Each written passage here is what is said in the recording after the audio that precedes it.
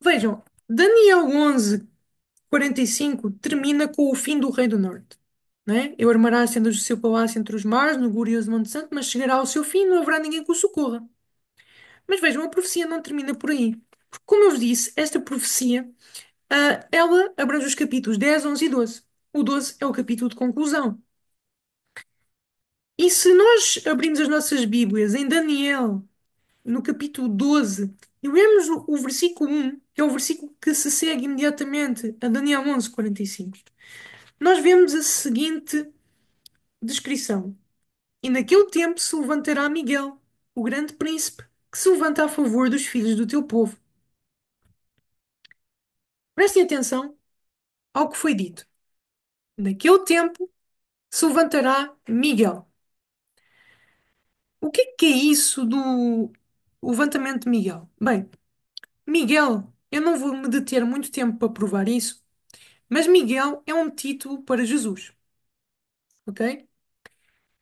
Basta comparar os textos eh, do Novo Testamento, por exemplo, em que fala em 1 Tessalonicenses 4:16, penso eu, mas é lá no capítulo 4, em que Paulo fala que Jesus descerá com voz de arcanjo. Podemos ver também em João 5, penso que é o versículo 28, em que Jesus fala que a sua voz, não é, despertará os mortos. Não é? Enquanto em Tessalonicenses diz que é a voz do arcanjo, em João 5 diz que é a voz de Jesus. Isso associa diretamente Jesus, ao arcanjo, não é? Não que Jesus seja um anjo criado, mas arcanjo, o seu sentido etimológico é simplesmente chefe dos anjos.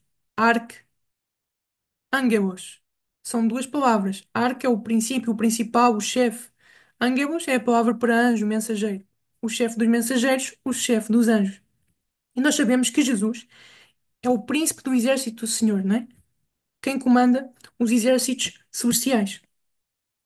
Mas pronto, isto podíamos provar de uma maneira talvez ahm, mais, mais detalhada, mas fica aqui a dica. Miguel é um título para Jesus. O que eu me quero focar é na expressão Miguel se levantará. Porque, como vocês podem ver aqui, quando aparece essa expressão levantar-se ao longo do capítulo 11, é sempre para mostrar um rei que passa a reinar, ok? Pelo menos na sua maioria, na maioria das vezes.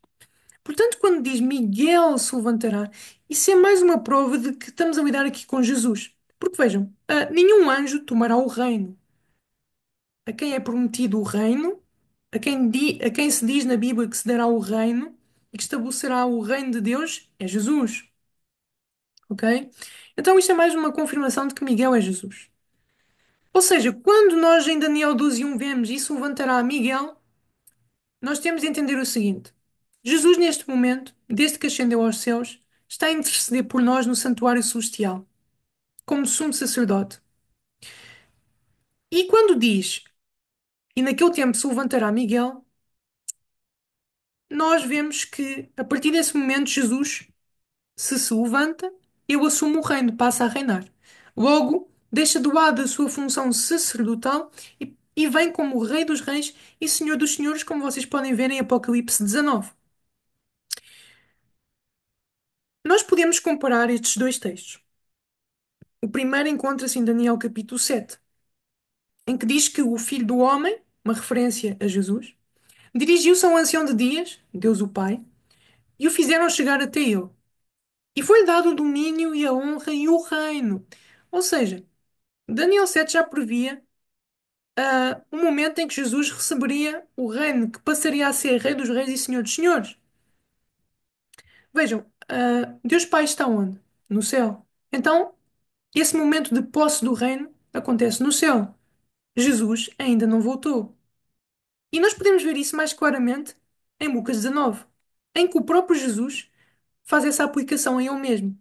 Ele diz: certo homem nobre partiu para uma terra remota, distante, a fim de tomar para si um reino e voltar depois. Vejam, uma terra remota, uma terra distante é o céu. Ok? Jesus foi para o céu a fim de tomar um reino e voltar depois. Ou seja, Jesus passar a reinar, o momento em que ele se torna Rei dos Reis e Senhor dos Senhores, não é uma referência à segunda vinda de Jesus a esta terra. Ok? A volta de Jesus ocorre depois deste evento. Portanto, quando vocês vão a Daniel 12:1 e veem lá, e naquele tempo levantar-se a Miguel, significa, naquele tempo, Jesus deixa de lado as suas funções sacerdotais e vem como Rei dos Reis e Senhor dos Senhores. Ou seja, o levantamento de Miguel é aquilo que nós costumamos chamar do fechamento da porta da graça. O que é que isso significa? Não haverá mais possibilidade de salvação para ninguém, porque Jesus deixa de lado a sua função sacerdotal. E isso é corroborado pela Bíblia, quando em Apocalipse 22:11, prevendo esse momento, é dito o seguinte: continua o injusto a fazer injustiça, e continua o imundo a ser imundo. O justo continua na prática da justiça, e o santo continua a santificar-se. Este versículo não faz sentido no momento em que vivemos agora, porque Deus quer que neste momento todos aqueles que puderem cheguem ao arrependimento. Este texto só faz sentido no momento em que não houver mais possibilidade de salvação, em que todos os casos estiverem decididos. E esse momento é o que está descrito em Daniel 12:1, quando se diz naquele tempo levantar-se-á Miguel. Nesse momento serão pronunciadas estas palavras. Mas há um ponto que nós costumamos perder, digamos assim, quando nós lemos Daniel 12:1. Porquê? Qual é esse ponto? É a expressão naquele tempo. Pois é, o levantamento de Miguel está associado cronologicamente a algo, a algo mencionado anteriormente. Porque vejam, isto é uma narrativa em sequência. Diz, naquele tempo se levantará Miguel. O que é que foi mencionado anteriormente? O versículo 45. Por isso é que vocês podem ver, por exemplo, o comentário bíblico, isto é o comentário bíblico Adventista Logos, volume 4, comentando Daniel 12:1. E diz que nesse tempo, ou seja, quando diz naquele tempo se levantará Miguel, é uma referência ao tempo do desaparecimento do poder descrito no final do capítulo 11. Ou seja, qual é que é o poder descrito no final do capítulo 11? O Rei do Norte. Ou seja, o momento em que Miguel se levanta é o momento em que o Rei do Norte chega ao seu fim. Ok? Até podemos dizer mais. O versículo 45 já falava do fim do Rei do Norte. E é no momento em que o Rei do Norte chega ao seu fim que vem então Daniel 12:1. E naquele tempo em que o Rei do Norte chegar ao seu fim, se levantará Miguel. Por isso é que o comentário bíblico Logos diz isto. E o comentário mais moderno, ah, o comentário bíblico Andrews, ah, diz o seguinte com relação a Daniel 12:1. Aquele tempo que é mencionado em 12:1 é o período de tempo que acaba de ser mencionado no versículo anterior. Ou seja, qual é que é o versículo anterior? Daniel 11:45. Ou seja, até o comentário bíblico Andrews admite isso. Mas eu gostava que pensassem comigo. Ok, então, quando o Rei do Norte chegar ao seu fim, Miguel levanta-se. Naquele tempo, levantar-se-á Miguel, Jesus passa a reinar, fecha-se a porta da graça. Acaba a purificação do santuário. Eu já vou falar mais sobre isso. Mas pensem comigo, o papado vai durar até quando? Vocês podem ver na imagem. Segunda Tessalonicenses 2:8 prevê que o papado será destruído no momento, no último momento da história deste mundo, ou seja, quando Jesus aparecer nas nuvens, é mesmo no fim do fim do fim. Deixem-vos fazer uma pergunta. Uma vez que o papado chega ao seu fim, mesmo ali na volta de Jesus, no seu aparecimento nas nuvens, e o Rei do Norte, por sua vez, chega ao seu fim no fechamento da Porta da Graça, que é muito antes disso acontecer, então isso é mais uma prova do quê? De que o papado não pode ser o Rei do Norte. Porque o Rei do Norte chega ao seu fim antes do momento em que o papado deve chegar ao seu fim. Entendem? Ou seja, o Rei do Norte não pode ser o papado. Isto é a prova mais contundente. Eu gostava de destacar aqui um texto da Ellen White que muita gente talvez não conheça, mas que ela escreveu. Ela diz, ela incentiva o estudo de Daniel e Apocalipse, e ela diz, talvez tenhamos menos a dizer em algumas linhas, linhas quê? Proféticas, no que respeita ao poder romano e ao papado. Mas devemos chamar a atenção para o que os profetas e apóstolos escreveram sob a inspiração do Espírito de Deus. O que ela está a dizer é o seguinte: olhem, talvez, no que respeita a algumas profecias, algumas linhas de profecia, nós não vamos ter muito a dizer acerca do papado de Roma, mas isso não significa que os assuntos expostos não são de importância. Pelo contrário, o Espírito Santo deixou lá aquilo que é mesmo para chamar a nossa atenção para esses assuntos. Dou-vos um exemplo. A quinta e a sexta trombeta, ah, as trombetas de forma geral, mas especialmente a quinta e a sexta trombeta, que lidam com o islamismo, pronto, lidam com o islamismo, ou seja, não lidam com o papado, é um exemplo, certo? De linhas proféticas que não lidam com o papado, mas isso não significa de maneira alguma que elas não sejam importantes. Aliás, foram tão importantes, especialmente a sexta trombeta foi tão importante para a nossa igreja, o surgimento da nossa igreja, que Ellen White dedicou uma parte do grande conflito a falar ah, da sexta trombeta, como os otomanos tiveram um papel essencial para que o movimento adventista se expandisse, crescesse. Leia um grande conflito, páginas 334 e 335. Caso vocês não saibam como localizar, pesquisem nos escritos de Ellen White por otomanos e vocês vão encontrar. Mas é engraçado que se nós continuássemos a ler o texto dela, eu até tenho isto mais à frente no PowerPoint. Se continuássemos a ler o texto, ela vai citar Daniel 8 e Daniel 11, aqui na sequência, no contexto. Interessante, não é? Num texto em que ela está a dizer que talvez, em algumas linhas proféticas, tenhamos menos a dizer a respeito do papado e de Roma, ela depois vai citar o final de Daniel 8 e Daniel 11. No final de Daniel 8 não se fala do papado. Já pensaram? O foco é a purificação do santuário, ok? As 2300 tardes e manhãs. O final de Daniel 11 também não lida com o papado, nós já confirmámos isto. Por isso é que ela cita na sequência. E vejam, Jesus, quando pronunciar aquelas palavras que nós já vimos de Apocalipse 22:11, vão começar, vai começar o tempo de angústia. Vejam, vamos ler outra vez Daniel 12:1. E naquele tempo se levantará Miguel, o grande príncipe, que se levanta a favor dos filhos do teu povo. E haverá um tempo de angústia qual nunca houve desde que houve nação até aquele tempo.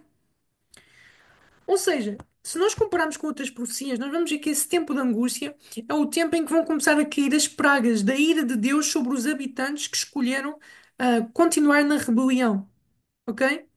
Contra os ímpios, aqueles que não aceitaram o convite da misericórdia, aqueles que realmente não se entregaram a Jesus enquanto ele ainda estava a interceder por todos no santuário celestial. Agora já não há mais salvação para ninguém e os juízos de Deus começam a cair. Jesus prepara-se para voltar. Miguel levantou-se. Mas o que eu quero destacar é o seguinte: vejam esta nota. As sete últimas pragas caem sobre a terra para castigar os ímpios. Isto ocorre no tempo de angústia, qual nunca houve, desde que houve nação até aquele tempo, mencionado em Daniel 12:1. Portanto, ainda existem nações quando o Rei do Norte chega ao seu fim. Porque vejam, o versículo 45 fala do fim do Rei do Norte. Daniel 12:1 fala de um tempo de angústia para as nações. Ou seja, o Rei do Norte chega ao seu fim antes que as nações do mundo cheguem ao seu fim. No entanto, o papado chega ao seu fim juntamente com todas as nações. Logo, é mais uma prova de que o Rei do Norte não pode ser o papado. Já pensaram nisto?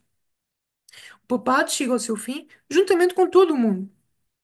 Mas o Rei do Norte chega ao seu fim antes que o mundo acabe. Pois é, chega ao seu fim antes mesmo de começarem a cair as pragas. Estamos claramente aqui a lidar com os turcos. Não só porque nós já vimos que é insustentável colocar o papado na posição de Rei do Norte, porque não se adequa de forma alguma, mas também porque nós vimos que Ellen White dava suporte e acreditava, juntamente com a nossa igreja, que esta era a interpretação correta do final de Daniel 11 e a verdadeira identidade do Rei do Norte. Tanto que Ellen White diz-nos o seguinte: ela vai citar a experiência dos discípulos, que no tempo de Jesus, os seus preconceitos, as suas opiniões de como as profecias, lá está, quanto ao Messias haveriam de acontecer, eles não estiveram, portanto, preparados quando Jesus lhes disse claramente o que haveria de acontecer com ele próprio, que haveria de morrer, mas ao terceiro dia haveria de ressuscitar. Os discípulos, pelas suas opiniões pré-concebidas, pelos seus preconceitos, foram impedidos de ver as profecias como realmente ah, elas estavam profetizadas. Por isso é que Ellen White diz, compara esse exemplo com os nossos dias e diz: assim, nas profecias, o futuro se patenteia diante de nós tão claramente como se revelou aos discípulos pelas palavras de Cristo. Os acontecimentos ligados ao final do tempo da graça e obra de preparo para o período de angústia acham-se claramente apresentados. Eu digo-vos, Daniel 12:1 está incluído nessa categoria de acontecimentos ligados ao final do tempo da graça. Porque se vocês pesquisarem pelas profecias bíblicas acerca de uma profecia que esteja ligada ao final do tempo da graça, não existem muitas. Aliás, a principal de todas é Daniel 12:1, que diz naquele tempo se levantará Miguel, que é uma referência direta a esse momento do final do tempo da graça, do fechamento da porta da graça. E a Almighty diz que isso está claramente revelado para nós.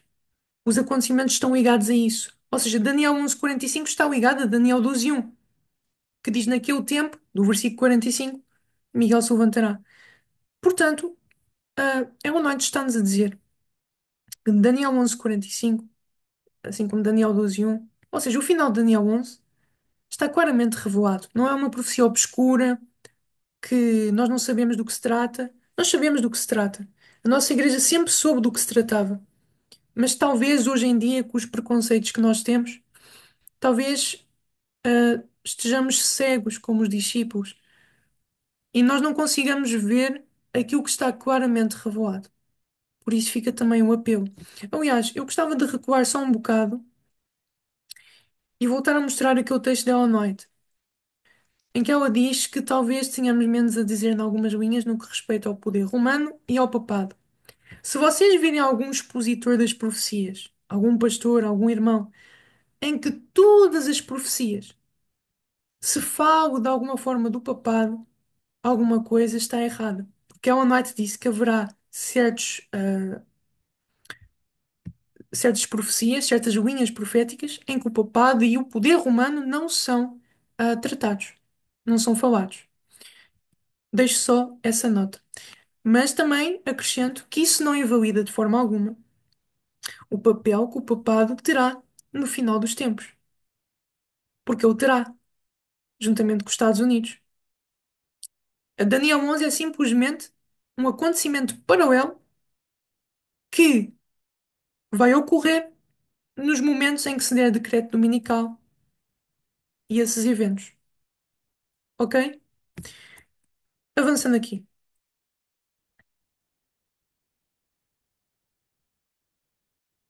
Estávamos aqui, não é? Mas eu gostava que nós víssemos aqui algo muito interessante. Vocês podem ver que a própria capa, na altura, 1923, da revista adventista Signs of the Times, tem um turco com a mala já feita, à espera de ir embora. Representando o quê? Esse último movimento que os turcos farão lá em Jerusalém. Daniel 11:45. E eu vou vos ler o que estava escrito nessa revista. E a mais solene e significativa parte de toda esta profecia, está-se a referir a Daniel 11, é que quando os turcos tomarem a sua última posição em Jerusalém, imediatamente após isto, o tempo de graça dos pecadores termina. O tempo da angústia ocorre. E então Jesus Cristo revela-se do céu na sua segunda aparição. Isto é uma profecia muito importante. Esta parte, o final de Daniel 11, porque mostra-nos que o fim do tempo da graça está próximo. Está próximo. E lembram-se daquilo que eu vos mostrei, das notícias que saíram em 2024. neste mesmo ano, 2025, apontam de um envolvimento da Turquia ainda mais notório com relação à região de Israel. Deus está-nos a alertar, Deus está a ver se nós voltamos a entender esta profecia tão importante para os últimos dias. Aliás, lembram-se que eu vos disse que Daniel 11 culmina com, lá está, a purificação de santuários, 2300 estados e manhãs, toca nesse assunto, é o clímax. Pois bem, ah, quando fala do levantamento de Miguel, Jesus deixa de lado a sua função sacerdotal. Acabou a purificação do santuário, ok? É nesse momento que Jesus passa a exercer a sua função como Rei dos Reis e Senhor dos Senhores.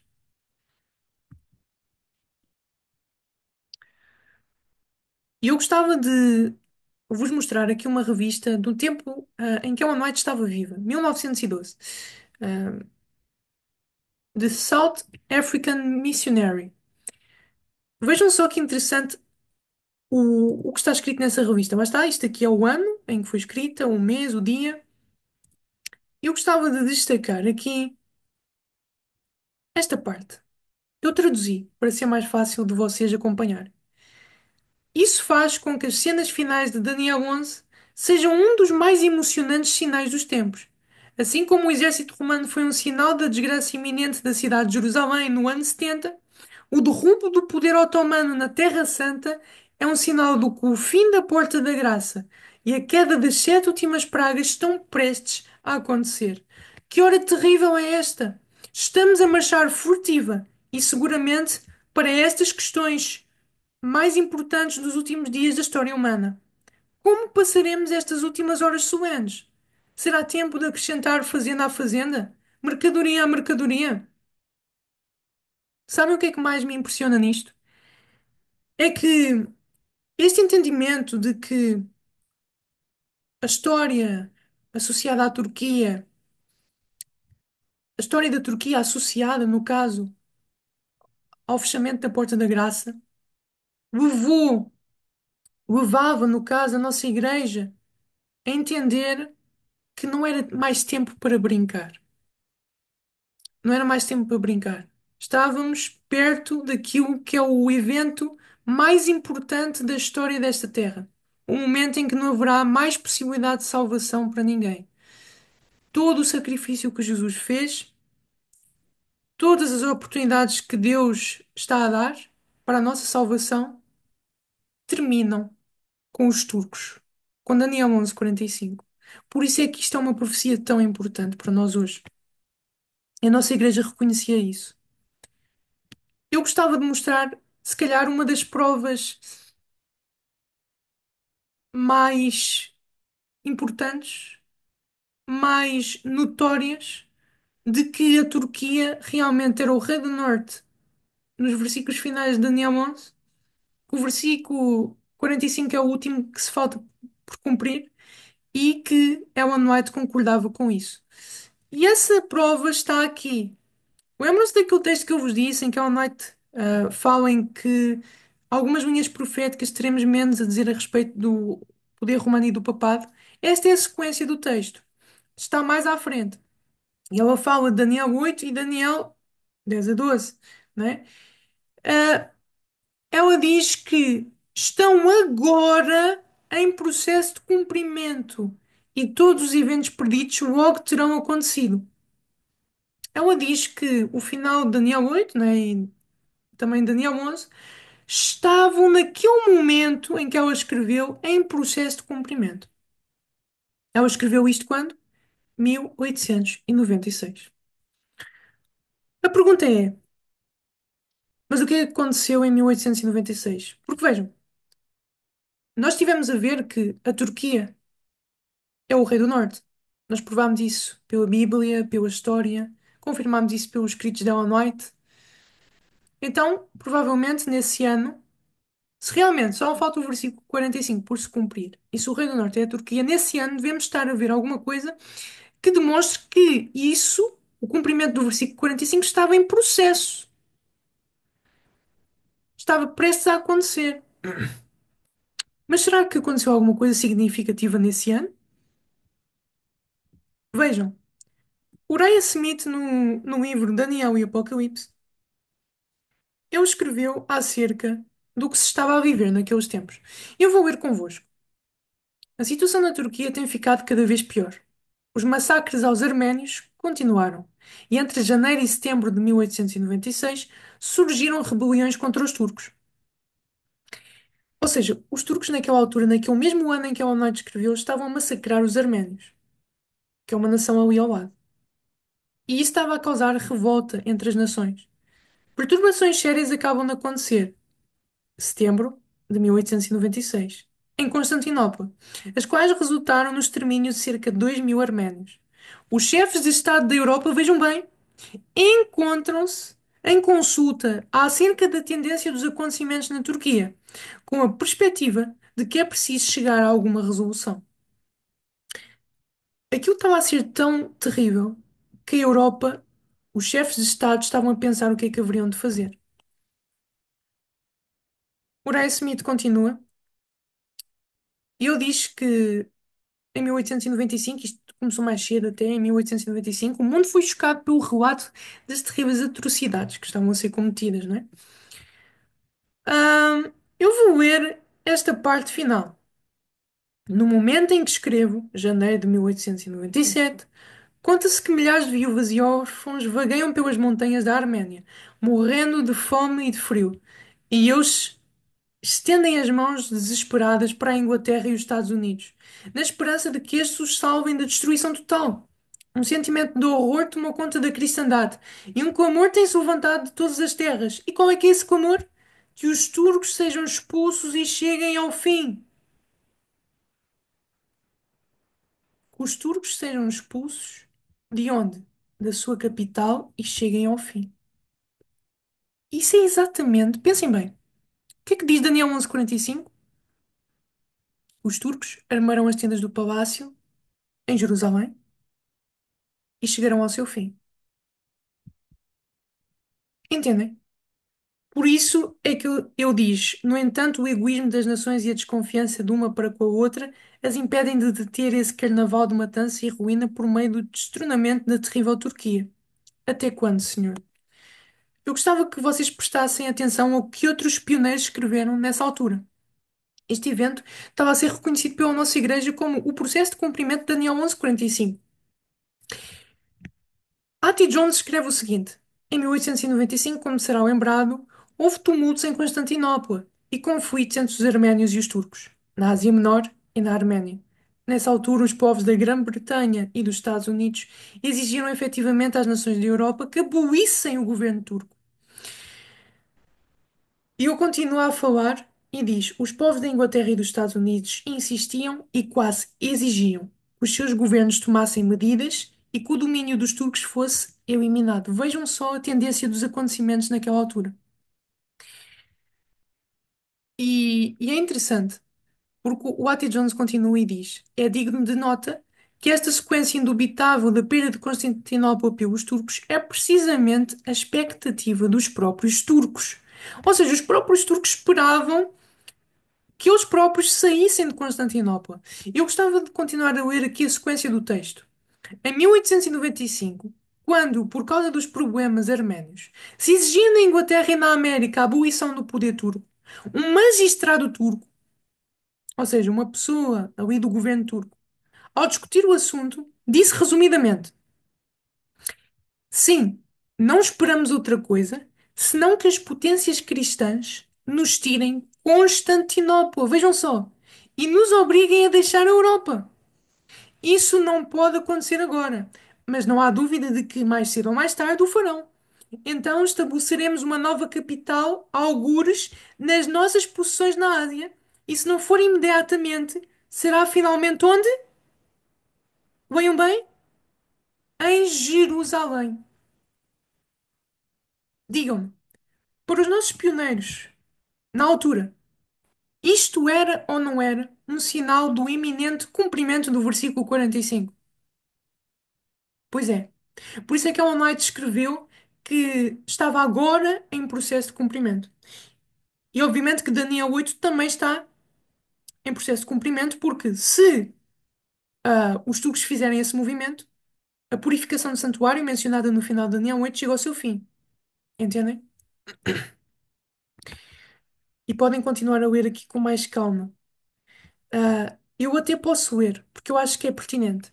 E é ainda mais digno de nota que esta sequência indubitável da perda de Constantinopla pelos turcos e essa expectativa reconhecida pelos próprios turcos é a mesma coisa que desde a antiguidade, pela palavra do anjo de Deus, o anjo Gabriel, foi anotada na escritura da verdade a respeito da Turquia, nas palavras: Ele pontará os tabernáculos do seu palácio entre os mares, no glorioso Monte Santo. Pois é.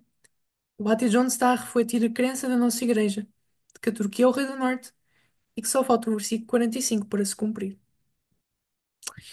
Wagner, Wagner também escreveu. Eu gostei, por acaso, da abordagem dele, porque eu achei bastante prática. Eu vou ler a partir daqui. Os acontecimentos no Próximo Oriente estão cheios de um significado que os políticos não apreciam. Eles temem o problema que vem a pairar sobre o mundo, pronto para cair quando a dissolução da Turquia chegar. As potências sabem que estão prontas para encher a terra de violência, para fazer avançar os seus interesses. Mas sonhando com impérios, nenhum deles acredita no que Deus diz e só estão a precipitar-se para a destruição. A cristandade ressoa com o barulho dos preparativos para a guerra e muitos clamam pelo derrubo do turco, pouco pensando que estão a apressar o mundo para aquele tempo de angústia que testemunhará as pragas do último dia e a destruição dos ímpios pela glória consumidora da segunda vinda de Cristo. Vocês conseguem ver a abordagem aqui do Wagner? Ele está a mostrar que a decisão, lá está, ele escreveu isto naquele momento, 1897, a decisão das potências de acabar com o governo turco e de o expulsar, fazendo com que eles se movessem para Jerusalém, não estava a ser bem considerado pelas potências, porque se eles acreditassem realmente no que Deus disse e que a nossa igreja advertia naquela altura, houve grande esforço evangelístico da parte da nossa igreja para avisar o mundo que a Turquia cumpria, sim, o versículo de Daniel 11:45. Mas as potências, não acreditando no que Deus diz, estavam a precipitar-se para o tempo de angústia previsto em Daniel 12:1. Porque quando os turcos fazem esse movimento em Jerusalém e chegam ao seu fim, começa o tempo de angústia para todas as nações. Isto é solene. E será que as nações de hoje em dia estão a ser avisadas pelo povo de Deus de que os acontecimentos que estão a ocorrer agora com a Turquia, a sua crescente influência e os acontecimentos do Médio Oriente a borbulhar também são um sinal de que estamos a chegar ao fim do mundo, assim como o decreto dominical é outro sinal? Vejam, a nossa igreja, ela falava desses dois acontecimentos, do decreto dominical e ah, desta questão oriental, os turcos em Jerusalém. Sabem como é que eles designavam estes acontecimentos? Questão ocidental e questão oriental. Questão ocidental é o decreto dominical, os Estados Unidos e o papel futuro que o papado terá juntamente com os protestantes apóstatas. A questão oriental são estes eventos que nós estamos a estudar, ditos em Daniel 11. As duas coisas não se excluem. Pelo contrário, complementam-se. O que vocês podem ver aqui é um excerto dos estudos bíblicos da nossa igreja, ah, em que mostram, lá está, os estudos bíblicos oficiais, isto é baseado no Bible Readings for the Home Circle, e está aqui a mencionar, a Turquia é mencionada em Daniel 11, 40 a 45.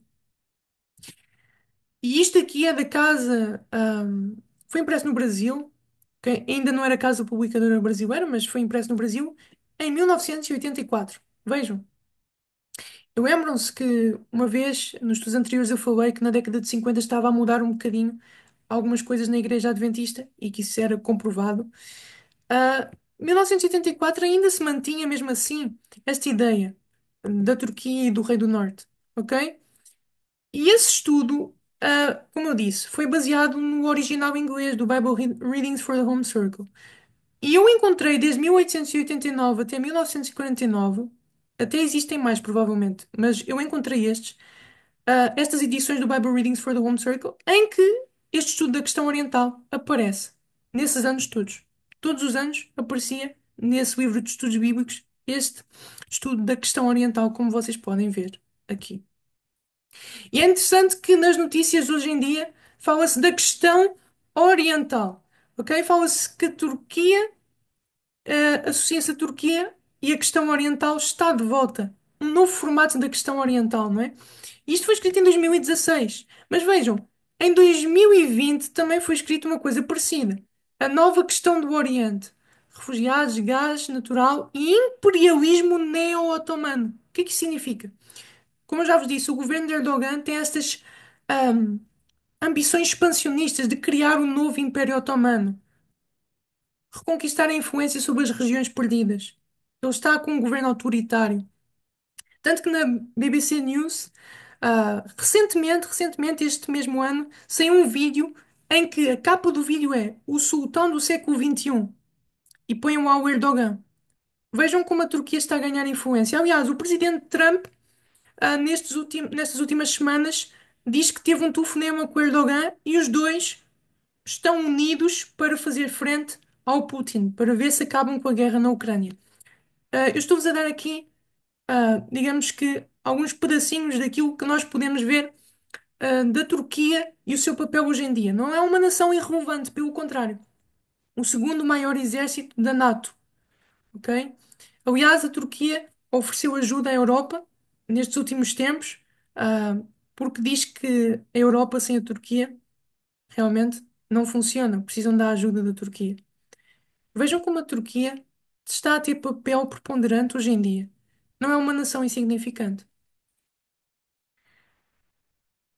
E a verdade é que nós sabemos que profeticamente ela terá um papel muito importante porque os acontecimentos da sua história estão conectados também aos acontecimentos do final da obra de Deus no Santuário Celestial. É interessante que a nossa igreja, no tempo dos pioneiros, o versículo 45 podia-se ter cumprido com a Rússia a fazer pressão também sobre a Turquia. Tanto que vocês podem ver aqui que tem um urso, não é? Um urso a fazer aqui pressão sobre o Império Otomano. E é interessante ver que em 2024, em fevereiro, numa entrevista com o presidente Putin, ele disse que as suas ambições imperiais podem incluir a Turquia. Porque vejam, a Turquia sempre foi, sempre foi um objeto de interesse da Rússia. Tanto que vocês veem o versículo 44, a questão oriental surgiu porquê? Surgiu por causa das ambições expansionistas da Rússia, que estavam a fazer movimentos a norte e a oriente do Império Otomano. E a Rússia tem esse desejo de tomar a Turquia. Porquê? Até posso recuar aqui. Porque a Rússia só tem acesso aqui ao Mar Negro, ok? Ah, e a Turquia é quem controla os estreitos do Dardanelos e do Bósforo, ok? Portanto, se os russos quiserem ir para o Mediterrâneo, têm de pedir permissão, né, à Turquia. Por isso é que não dá jeito à Rússia que a Turquia esteja na posição em que está. Por isso é que houve aquelas guerras no passado, chamadas as guerras russo-turcas. Tinha como objetivo acabar com os turcos, não é? E pelos vistos, hoje em dia, existe essa ambição também. Porque lá está, a história repete-se. Existem certas ambições das nações que são a base delas, não é? E que vão emergindo à medida que o tempo avança. Ok, isto aqui foi escrito na Review and Herald em 1854. Sabem quem é que era o editor na altura? O editor na altura era o Tiago White. Pois é. Sabem o que é que o Tiago White, ali, como editor, permitiu, que se escrevesse? Nós não acreditamos que a Rússia seja o rei do Norte. É a nossa opinião que qualquer poder que reine sobre a Síria é por enquanto o rei do Norte, de que fala Daniel 11. Daí que a dinastia turca seja agora esse poder.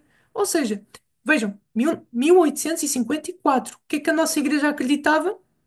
A Turquia é o rei do Norte, de Daniel 11. Se a Rússia, a Áustria, a Inglaterra ou a França se tornassem possuidores do poder supremo sobre a Síria, então quem quer que fosse tornar-se o rei do Norte. Quando falamos de Síria, não é necessariamente a Síria moderna. Abrangia mais, não é? Mas porquê que falam da Síria? Porque era aí onde estava o rei do Norte original. Aliás, se nós compararmos o nosso mapa hoje em dia, o rei do Norte original tinha a sua sede de governo na atual Turquia. ok? Até lá, na nossa opinião, só a dinastia turca ocupa essa posição de rei do norte. Isto foi escrito quando o Tiago era editor da Review and Herald. Pois é, isto era a crença da nossa igreja. Nós não acreditamos. É a nossa opinião. A nossa opinião, ok? Vejam, 15 de abril de 1854. O que é que está escrito aqui? Turquia, o rei do norte. Provável ligação da guerra presente e a breve vinda de Cristo, como previsto na profecia. Eu fui ao original mesmo e, e diz que quem publicou, ok, foi Josué Rhimes. Vejam, Josué Rhimes não era adventista do sétimo dia. E mesmo assim, dizia que a Turquia era o rei do norte. Porque isto vem de trás. Alguns dizem que a nossa igreja só passou a acreditar que a Turquia era rei do norte por causa do Uriah Smith. Eu digo-vos que não. Pelo contrário. A nossa igreja já acreditava nisso há mais tempo. Há muito mais tempo. Aliás, antes mesmo de sequer haver movimento adventista, e até mesmo movimento adventista do sétimo dia, os protestantes já tinham essa ideia, de que os turcos eram representados pelo rei do norte. Isto foi escrito em 1919. Ah, estava no contexto, já no final, da Primeira Guerra Mundial. E como vocês sabem, a Primeira Guerra Mundial acabou por fazer com que os otomanos fossem afetados e não se estava a ver o iminente cumprimento que se falava tanto de Daniel 11:45. Isso levou que alguns começassem a duvidar de que o versículo 45, da forma como era ensinado, alguma vez haveria de se cumprir. Talvez estivesse errado. Mas eu gostava que vocês vissem como é que a nossa igreja se posicionou. E é dito o seguinte: há o perigo que o espírito de agitação no mundo religioso possua os nossos corações e que no nosso estudo confundamos especulação ociosa e mera teorização com revelação divina. Assim, devemos estar muito certos de que as nossas conclusões são bem fundamentadas, antes de deixarmos de lado posições que resistiram ao teste de longos anos e ao minucioso escrutínio dos inimigos deste movimento e substituirmos no seu lugar exposições que são apenas o resultado de um estudo comparativamente curto e superficial. Continua por dizer: não vemos razão no presente tempo para nos afastarmos da visão que temos mantido durante anos relativamente à exposição de Daniel 11. Não vimos nenhuma nova interpretação que, no nosso julgamento, seja superior à antiga. Queremos que as conclusões que mantemos desde o início deste movimento, de que a Turquia é representada pelo termo Rei do Norte na profecia, são corretas. E apenas porque nesta conjuntura atual, nos assuntos deste mundo, parece não haver nenhuma perspectiva imediata de que a Turquia estabeleça os seus palácios em Jerusalém, não há razão para que devamos mudar a nossa visão da questão. Se não podemos ver, então é melhor esperar e aguardar o tempo de Deus, para uma luz mais completa e observá-lo resolver as coisas conforme queremos que a sua palavra revela que ele fará. Entenderam o texto? Ou seja, o que está aqui a ser dito é que, apesar de, no momento de 1919, não se estar a ver nada concreto do cumprimento de Daniel 11:45, isso não era motivo para tirar a credibilidade da visão que tinha sido mantida desde o início do movimento adventista, que a Turquia era o Rei do Norte. E que, no final, o autor diz que vamos esperar, porque se está profetizado, vai acontecer.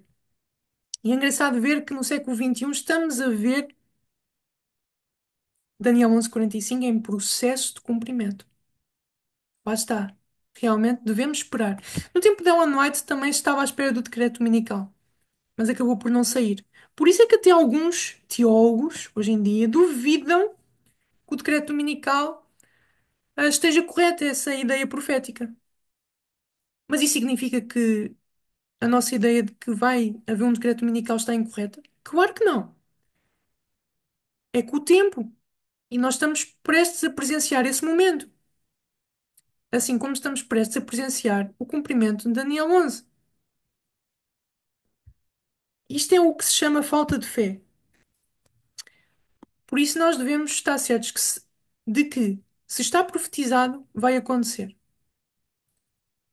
Até pode acontecer fora do cenário das nossas expectativas. Deus tem várias formas de fazer com que as coisas aconteçam. Ok? Aqui está o original. Em 1913, volta-se a falar, ah, volta-se a afirmar a posição oficial da nossa Igreja. Quanto ao final de Daniel 11, é dito o seguinte: a denominação adventista do sétimo dia não mudou a sua posição sobre a questão oriental. Não mudamos. E vejam, isto é no tempo em que a Online estava viva. Não encontrou ocasião para o fazer. Alguns indivíduos discordaram das opiniões defendidas pela organização. Defendidas pela organização, vejam só. E o fato de a denominação ser nula de fanatismo deu uma audiência respeitosa aos defensores da nova interpretação da profecia. As provas a favor desta nova posição não foram suficientes para abalar os alicerces da antiga, em qualquer particular. A organização ainda adere à crença há muito estabelecida de que a Turquia é o rei do Norte, mencionado nos últimos versos do 11º capítulo de Daniel. Também que a secagem do grande rio Eufrates, que encontra a sua consumação sob a sexta praga, mencionado no Apocalipse 16, relaciona-se com o mesmo poder. As provas a favor da posição ocupada pela organização têm-se fortalecido com o passar dos anos. Que ninguém se engane sobre a posição do povo adventista nesta momentosa questão. E isto foi escrito quando Ellen White estava viva. A secagem do rio Eufrates é outro ponto muito interessante, que agora não é o momento para lidarmos com isso. Mas é muito interessante ver isto. É muito interessante. Aliás, quanto à secagem do rio Eufrates, eu posso só deixar aqui uma pequena nota. Pensem, o grande rio Eufrates, a primeira vez que é mencionado no Apocalipse, é nas trombetas. A sexta trombeta tem a ver com os otomanos. O rio Eufrates tem esse sentido geográfico. No Antigo Testamento já havia esse simbolismo do rio Eufrates e era sempre aplicado da seguinte forma. Por exemplo, em Isaías 8:7 fala-se do rei da Assíria, como as águas do Eufrates, não é? Porquê? Porque nessa altura a Assíria dominava o Eufrates. Em Jeremias fala-se da Babilônia como as águas do norte, as águas do Eufrates. Porquê? Porque naquela altura a Babilônia dominava o Eufrates. Ora, quando se fala do rio Eufrates no final dos tempos, nós falamos dos povos do Eufrates. Porque vejam, águas significam povos em profecia. Águas do Eufrates são os povos do Eufrates. Ok?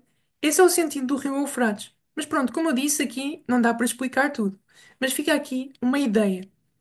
Aliás, a nossa igreja nunca, ninguém, já, nem o Tiago White, nem ninguém no movimento milerita acreditou alguma vez que o rio Eufrates fosse outra coisa a não ser realmente a Turquia até.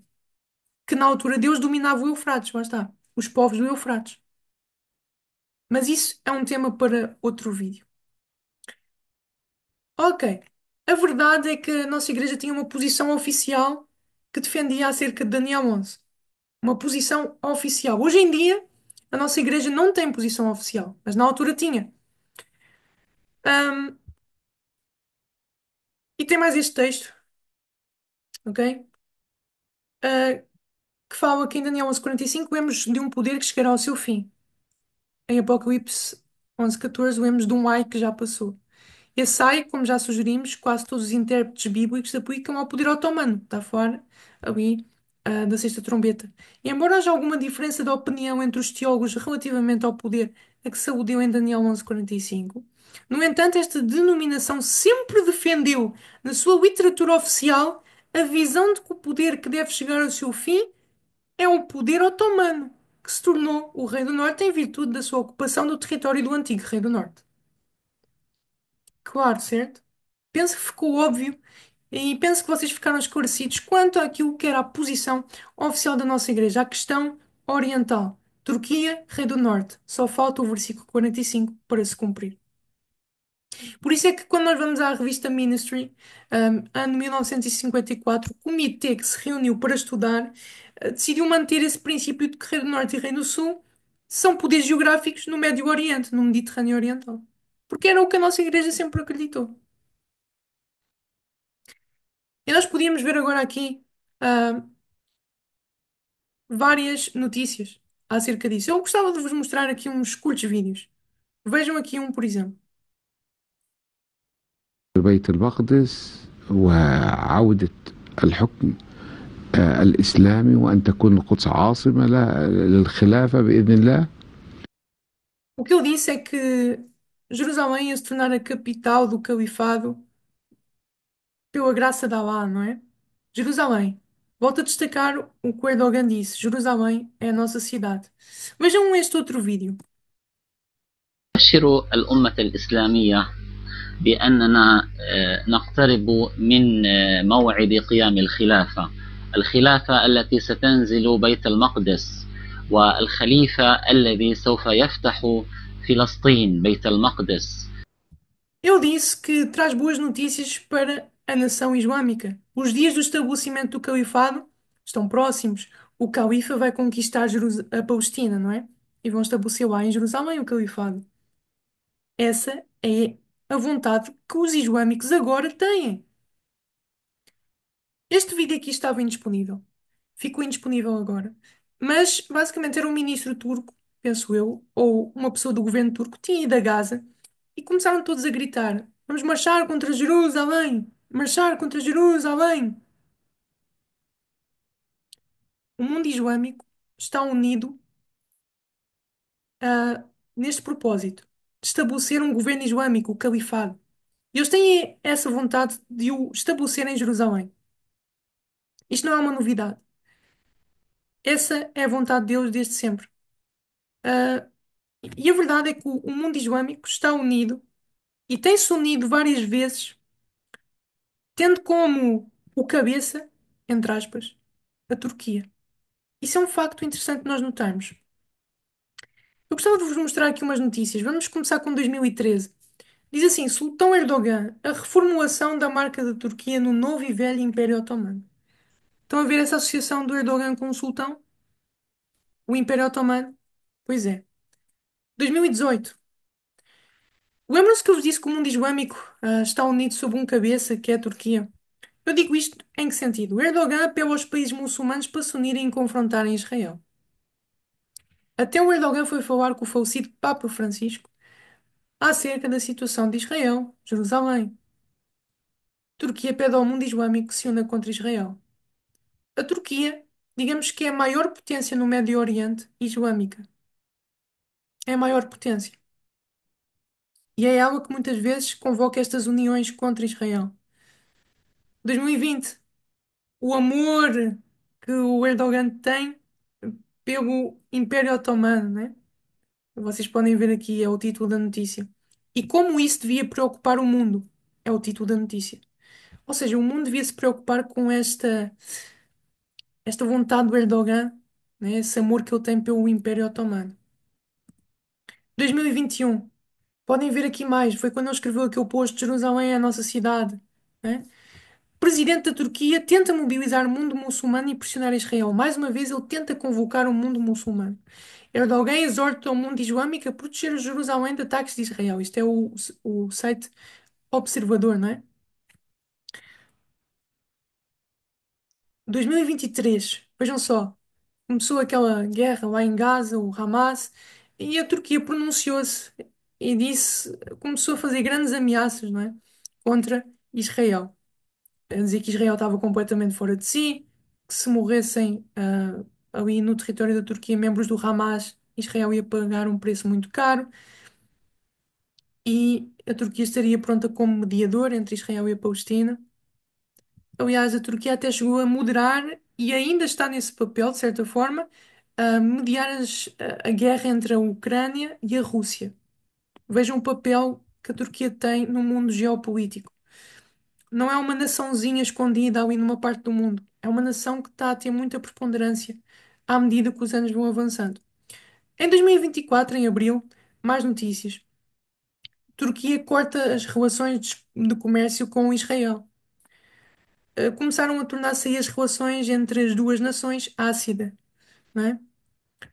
Ah, em 2024, em julho, foi aí que o Erdogan disse que se fosse necessário ele invadiria Israel por causa da guerra em Gaza. E isso trouxe indignação popular de chefes de Estado da Europa. Isso não vos faz lembrar aquilo que nós estávamos a ver acerca do Jones, em que ele estava a escrever, o Wagner, o Uriah Smith, que eles estavam a escrever acerca do 1895, 1896, 1897, em que os turcos estavam a massacrar os arménios. E isso trouxe indignação popular dos chefes de Estado ali da Europa, também da América. Foi isso que aconteceu também aqui. 2024, outubro, nós vemos o quê? Navios de guerra turcos na região do Líbano. Eu vou-vos deixar aqui um pequeno vídeo, um pequeno excerto de um site secular a falar sobre o assunto. Fez afirmações fortes sobre Israel. Ele disse que a ideia de uma terra prometida, defendida por Israel, não passa de uma ilusão fadada ao fracasso. Mas ele não parou por aí. Chegou a chamar o primeiro-ministro israelense Netanyahu de assassino e ladrão e referiu-se a Israel como uma organização terrorista zionista. São palavras duras, não é mesmo?